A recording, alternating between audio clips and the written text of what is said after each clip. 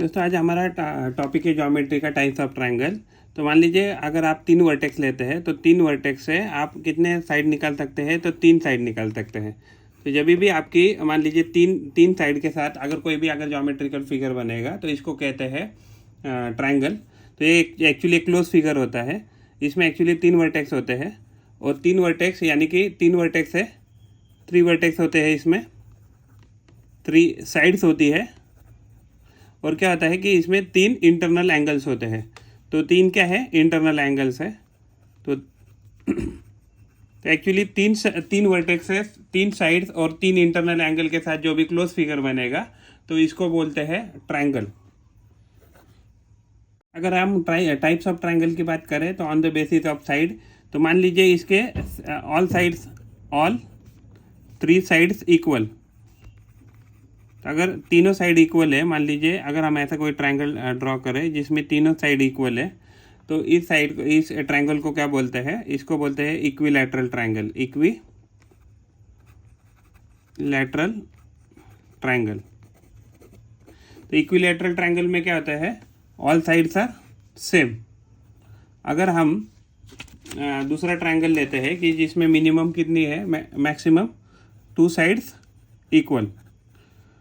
2 sides अगर equal है तो इस ट्रायंगल को क्या बोलते हैं, तो इसको बोलते हैं आइसोसेलेस ट्रायंगल। इसमें से मान लीजिए ये साइड और ये साइड अगर इक्वल है तो 2 साइड्स इक्वल, इसको बोलते हैं आइसोसेलेस ट्रायंगल।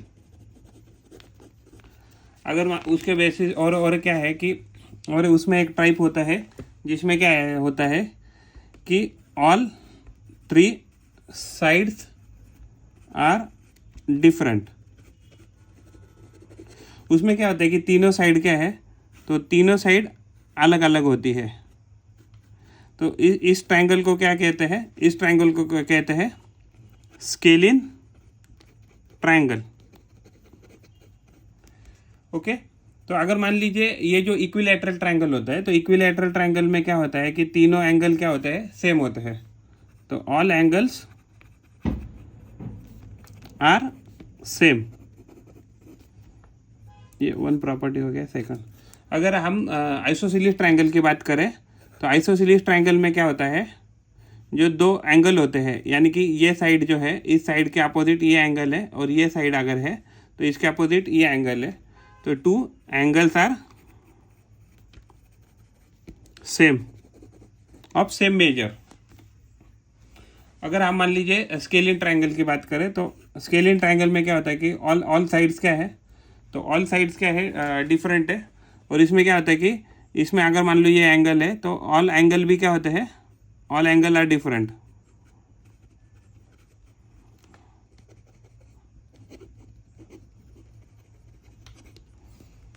नेक्स्ट कंसेप्ट है एक्यूट ट्रायंगल। तो एक्यूट ट्रायंगल में क्या होता है कि all internal angles of triangles are acute. तो इसमें क्या होता है कि यानी कि ऑल एंगल्स क्या रहेंगे, all angles are less than 90 degrees.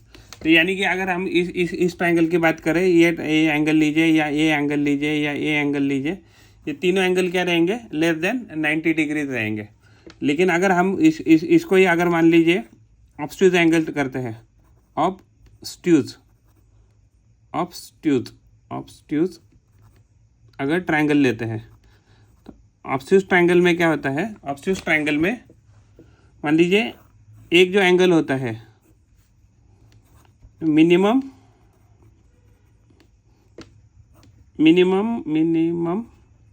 One angle is more than 90 degrees.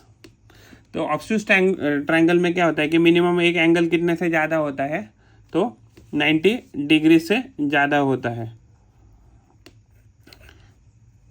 अगर हम राइट एंगल ट्रायंगल की बात करें तो इसमें क्या होता है कि मिनिमम कहे या मैक्सिमम कहिए, maximum one angle is 90 degrees. तो मान लीजिए ये ट्रायंगल आपका ऐसे हो सकता है 90 डिग्रीज वाला, ये ट्रायंगल आपका ऐसे हो सकता है 90 डिग्रीज वाला, ये आपका ये ट्रायंगल ऐसे हो सकता है 90 डिग्रीज वाला, ये आपका ये ट्रायंगल ऐसे हो सकता है 90 डिग्रीज वाला। तो इसको क्या कहते हैं? तो इसको कहते हैं राइट एंगल ट्रायंगल, जिसमें क्या है मिनिमम एक एंगल क्या होता है 90 डिग्रीज होता है। अगर हम प्रॉपर्टीज़ की बात करें तो प्रॉपर्टीज़ में क्या होता है कि जो sum of all angles is 180 degrees. तो अगर कोई भी अगर आप ट्रायंगल लेते हैं और ट्रायंगल की मान लीजिए तीनों एंगल की अगर सम करते हैं, मान लीजिए ये एंगल 1 है, ये एंगल 2 है, ये एंगल 3 है, तो angle 1 plus angle 2 plus angle 3 की अगर टोटल करें तो हमेशा कितनी आती है 180 डिग्रीज आती है ट्रायंगल के केस में। ट्रायंगल की एक्चुअली और एक प्रॉपर्टी होती है, मान लीजिए ये साइड लेंथ ए है, ये साइड लेंथ बी है और ये साइड लेंथ सी है। तो इस केस में अगर हम ए प्लस बी कीजिए या बी प्लस सी कीजिए या ए प्लस मान लीजिए ए बी और ए सी कीजिए, तो हमेशा ग्रेटर रहेगा सी से, या हमेशा ग्रेटर रहेगा ए से, और ये हमेशा ग्रेटर रहेगा ए प्लस सी, यह होगा बी से। तो यानी कि अगर आपको कभी भी आपने एक ट्रायंगल लिया और ट्रायंगल के किसी भी दो साइड की अगर सम की, तो वो सम हमेशा क्या हो जाएगा, तो वो हमेशा सम आपकी जो तीसरी साइड है, तो तीसरी साइड से क्या रहेगी, हमेशा ज़्यादा ही रहेगी। तो ये ट्रायंगल का प्रॉपर्टी है। ट्रायंगल की और एक प्रॉपर्टी होती है, मान लीजिए ये एंगल 1 है, ये एंगल 2 है और ये एंगल 3 है। अगर हम यहाँ एक कोई एक्सटर्नल एंगल लिखे 4, तो एंगल 4 क्या रहेगा, एंगल 4 यानी एक्सटर्नल एंगल हो गया। तो ये एक्सटर्नल एंगल हमेशा एंगल 1 प्लस एंगल 2 के बराबर आता है। मान लीजिए अगर हमने यहाँ कोई एक्सटर्नल एंगल लिया है 5, तो एंगल 5 इक्वल टू हमेशा आएगा एंगल 2 प्लस एंगल 3 के बराबर। अगर मान लीजिए हमने कोई यहाँ मान लीजिए एक्सटर्नल एंगल ले लिया, तो यहाँ एंगल मान लीजिए 6 ले लेते, तो एंगल 6 हमेशा क्या रहेगा, एंगल 1 प्लस एंगल 3 रहेगा। तो यानी कि इसमें ये प्रॉपर्टी होती है कि जो भी अगर एक्सटर्नल एंगल है किसी भी ट्रायंगल को, तो एक्सटर्नल एंगल का सम हमेशा जो उसके जो दूर के जो एंगल है इंटरनल एंगल, तो उनके सम के बराबर एक्सटर्नल एंगल का जो भी मेजरमेंट रहेगा वो उसके बराबर रहेगा। नेक्स्ट प्रॉपर्टी रहते हैं, मान लीजिए कोई भी हमने एक ट्रायंगल ड्रॉ किया, मान लीजिए ये एंगल 1 है, ये एंगल 2 है और ये एंगल 3 है। तो हम प्रिज्यूम करते हैं कि angle 1 is greater than angle 2 and greater than angle 3। अगर हम ऐसे प्रिज्यूम करते हैं तो एक के अपोजिट जो भी साइड रहेगी, एक के अपोजिट जो भी साइड रहेगी, तो वो क्या रहेगी, वो रहेगी लॉन्गेस्ट रहेगी। उसके बाद मान लीजिए थर्ड एंगल क्या है हमारा, तो एंगल थर्ड हमसे सबसे छोटा है, तो उसके अपोजिट की जो भी साइड रहेगी स्मॉलेस्ट एंगल, तो ये क्या रहेगा, हमेशा स्मॉलेस्ट रहेगा। तो यानी कि आपका जितना बड़ा एंगल रहेगा तो उसके अपोजिट की साइड हमेशा उतनी बड़ी रहेगी।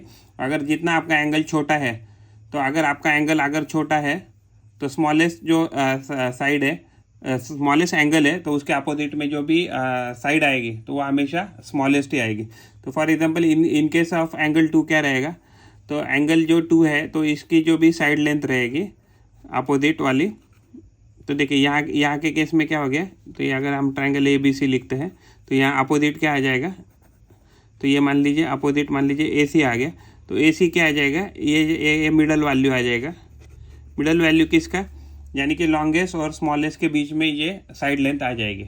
अगर हम किसी भी ट्रायंगल की बात करें तो ट्रायंगल में मान लीजिए ये साइड लेंथ है A, ये साइड लेंथ है B और ये साइड लेंथ है C। तो पेरीमीटर ट्रायंगल का क्या होता है, सम ऑफ ऑल साइड्स। तो इसमें क्या हो जाता है, सम ऑफ ऑल साइड करेंगे तो ये साइड लेंथ हो गई A, ये हो गई B और ये हो गई C। तो ये साइड लेंथ ये पेरीमीटर हो जाएगा ट्रायंगल का।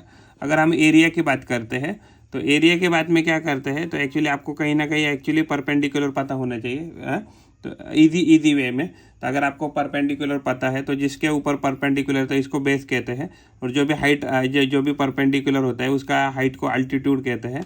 तो जो एरिया होता है ट्रायंगल का, तो एरिया क्या होता है ट्रायंगल का, तो वो होता है 1/2 इंटू बेस इंटू हाइट, यानी कि 1/2 into base into height h altitude. तो ये क्या है, तो ये एरिया है किसी भी ट्रायंगल का, जिसे आप आसानी से निकाल सकते हैं। मान लीजिए हमने इक्विलैटरल ट्रायंगल बना दिया, तो मान लीजिए इसकी साइड लेंथ A है, इसकी भी A है, इसकी भी A है। तो इक्विलैटरल ट्रायंगल का एरिया जो होता है वो होता है √3/4 इंटू ए स्क्वेयर। ए क्या है इधर, ए क्या है, साइड लेंथ है, तो ये क्या है, साइड है, यानी आप ऐसे भी लिख सकते हैं √3/4 इंटू साइड इंटू साइड। तो ये क्या है, एरिया ऑफ इक्विलैटरल ट्रायंगल है। ट्रायंगल की खास बात होती है कि अगर हम राइट एंगल ट्रायंगल लेते हैं, कोई भी अगर राइट एंगल ट्रायंगल लेते हैं तो 90 डिग्री के अपोजिट में जो भी साइड है तो इसको क्या कहते हैं, इसको बोलते हैं हाइपोटेनियस कहते हैं। उसमें से एक जो भी साइड है तो इसको हम क्या कहते हैं, तो बेस कहते हैं। जो दूसरी साइड है इसको क्या कहते हैं, तो परपेंडिकुलर कहते हैं। हाँ, परपेंडिकुलर कहते हैं एक साइड को, दूसरे साइड को मान लीजिए बेस कहते हैं। और जो भी लॉन्गेस्ट साइड होती है, जो भी अपोजिट है 90 डिग्रीज को, तो उसको क्या कहते हैं, हाइपोटेनस कहते हैं। तो एक्चुअली अगर राइट एंगल ट्रायंगल की बात करें तो पाइथागोरस थ्योरम से क्या होता है, हाइपोटेनियस का square is equal to perpendicular का स्क्वायर प्लस बेस स्क्वायर। तो ये क्या है, पाइथागोरस का थ्योरम है। तो ये पाइथागोरस थ्योरम से हम बहुत सारे एक्टिविटी और बहुत सारे एक्चुअली अलग अलग रेशोज यहाँ से हम कैलकुलेट करके निकाल सकते हैं। ये हमने कोई भी ट्रायंगल ले लिया, उसमें हमें क्या है कि 9 अल्टीट्यूड हमें पता नहीं है। ये मान लीजिए साइड लेंथ ए है, ये साइड लेंथ बी है और ये साइड लेंथ सी है। तो हम इसका एक्चुअली सेमी पेरीमीटर निकालते हैं। अगर सेमी पेरीमीटर निकालेंगे तो ये क्या आ जाएगा, ये आ जाएगा side length A plus side length B plus side length C divided by 2। तो इसको क्या कहेंगे, इसको हम कहेंगे एस कहेंगे। तो जो एरिया होता है, तो एरिया होता है ट्रायंगल का इस केस में जहाँ हमें अल्टीट्यूड पता नहीं है, तो ये हो जाता है S into S minus A into S minus B into S minus C. तो आप ये फार्मूले से भी, हेरोन फार्मूले से किसी भी ट्रायंगल का एरिया निकाल सकते हैं। नेक्स्ट कंसेप्ट है कॉन्ग्रुएंट ट्रायंगल। मान लीजिए अगर हमने दो ट्रायंगल लिए, ये ट्रायंगल लिया ए, ये लिया बी, ये लिया सी। इसमें साइड लेंथ है ए, ये साइड लेंथ है बी, ये साइड लेंथ है सी। तो ये है ए, सपोज ये है बी और ये है सी। यहाँ एंगल मान लीजिए एक्स है, यहाँ एंगल वाई है और यहाँ एंगल जेड है। अगर आपके पास दूसरा कोई पी क्यू आर ट्रायंगल है, पी क्यू आर, तो इसमें क्या है, मान लीजिए ये साइड लेंथ है ए, ये है साइड लेंथ बी और ये है साइड लेंथ सी। और ए और सी के बीच में क्या है, एक्स है ना। तो ए और बी में एक्स है और बी और सी के बीच में, बी और सी के बीच में जेड है सपोज, एंड सी और ए, सी और ए के बीच में वाई। तो देखिए अगर आप इसको रोटेट करेंगे तो रोटेट करने के बाद आपको यही ट्रायंगल मिल रहा है, ये सेम साइज का और सेम एंगल का। तो सेम साइज सेम शेप का अगर आपको ट्रायंगल मिल रहा है तो ये क्या हो गए, तो ये हो गए कॉन्ग्रुएंट ट्रायंगल, यानी कि ऑलमोस्ट एग्जैक्टली सेम एक के ऊपर एक रखेंगे तो सुपर इम्पोज हो जाएंगे। लेकिन अगर हम सिमिलर ट्रायंगल की बात करें तो देखिए अगर मैं एक छोटा सा ट्रायंगल यहाँ ड्रॉ करता हूँ और उतना ही उसका एक्चुअली बड़े शेप का ट्रायंगल निकलता हूँ, तो ये क्या है, इसमें साइड लेंथ सेम नहीं होती, लेकिन जो एंगल है, मान लीजिए ये एक्स है, ये वाई है और ये जेड है। तो यहाँ भी एंगल क्या होगा, ये एक्स होगा, ये वाई होगा और ये जेड रहेगा। मान लीजिए ये आपका ट्रायंगल है ए बी सी और ये मान लीजिए ये ट्रायंगल है पी क्यू आर। तो इसमें क्या होता है कि इस केस में क्या होता है, A B divided by P Q और B C divided by Q R और A C divided by P R. तो ये क्या है, ये रेशो ये रेशो क्या होता है, तो ये रेशो सेम आते हैं। लेकिन अगर हम कॉन्ग्रुएंट ट्रायंगल की बात करें, अगर हम ए बी और पी क्यू का रेशो ले लें और बी सी और क्यू आर का रेशो ले लें और ए सी और पी आर का रेशो ले लें, तो ये हमेशा 1 आता है। तो अगर आपका ट्रायंगल कॉन्ग्रुएंट है तो ये रेशो 1 आएगा। अगर आपके ट्रायंगल सिमिलर है, सेम नहीं, कॉन्ग्रुएंट नहीं है, सिमिलर है सिर्फ, तो उसकी कुछ ना कुछ वैल्यू आएगी अदर देन 1।